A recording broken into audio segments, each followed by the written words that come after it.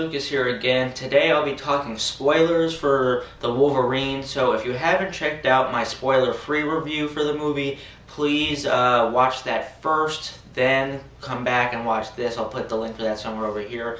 But if you have seen the movie, then spoilers are coming, but if you haven't, definitely stay away. I want to talk about some stuff that I couldn't really talk about in much detail in my regular review and kind of shed my opinion on more things in this that I couldn't in that. And I think my biggest problem, and I notice a lot of people seem to agree, is the third act of this film, or the whole Silver Samurai boss battle, as I like to call it. In the plot twist at the end, while Wolverine gets captured by Viper and put in the thing and has to fight the Silver Samurai, in the plot twist you find out that the guy that he saved in Nagasaki is really the Silver Samurai, and he's just using him and his adamantium claws to reverse the process and transfer that to him so he can live forever and Wolverine die, which originally Wolverine wants, but now he obviously at the end of the movie he doesn't.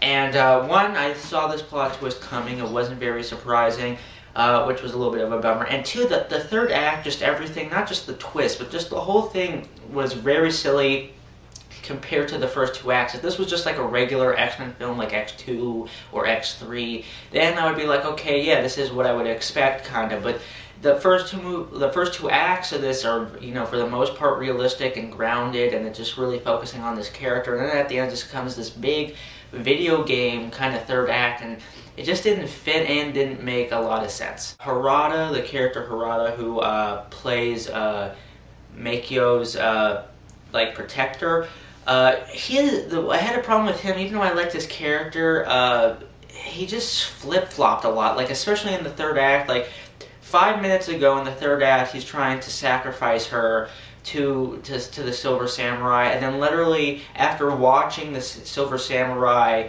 like just fight Wolverine, he just decides to change his mind and, you know, be on Wolverine's side. Like, what did you think was going to happen? Just, you saw this thing fight, you knew what was going to happen, and now randomly you just switch your loyalty. So I thought that was a little weird. He just, not just that one time, he kept doing that throughout the movie. Like, he didn't like Viper either.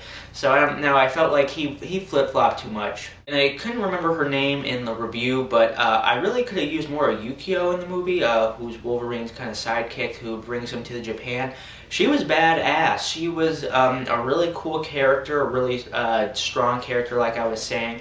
And it just felt like she was very prominent in the beginning of the movie when she's, you know, taking him from the bar and sending him to Japan. But then after that, she's not really in it that much. She's kind of just sporadically in it.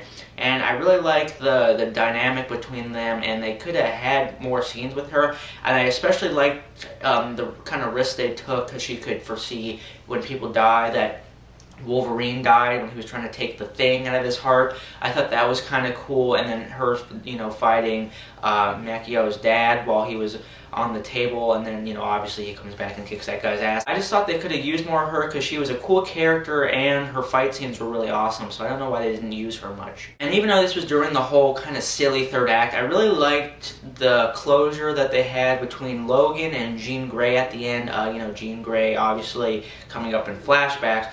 I just thought, you know, the way, at first I felt that her scenes in the beginning were a little bit jarring, a little bit, you know, a little bit cheesy, but then once they kept happening, I thought they were fine. But I really liked the closure that they had in the final scene. I thought it was believable. I thought it was a nice resolution to that part of Wolverine's life, and that he could finally get over her. So I thought that the last couple scenes with Logan and Jean Grey tied it up really well and were emotionally satisfying. But I know what you're all here for, that frickin' end credit scene. How awesome was that?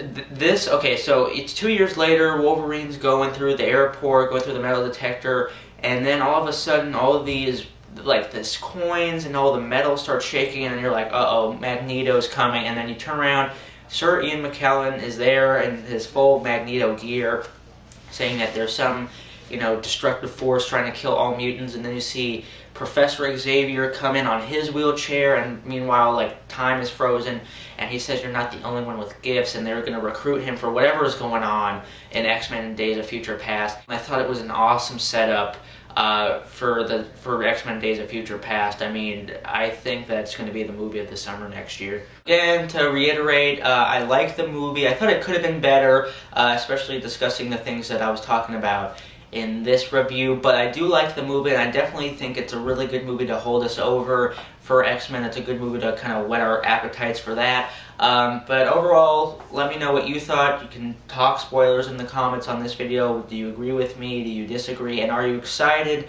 for X-Men Days of Future Past? So if you could please do me a big favor, comment, rate, and subscribe if you like this video, and I'll see you guys later.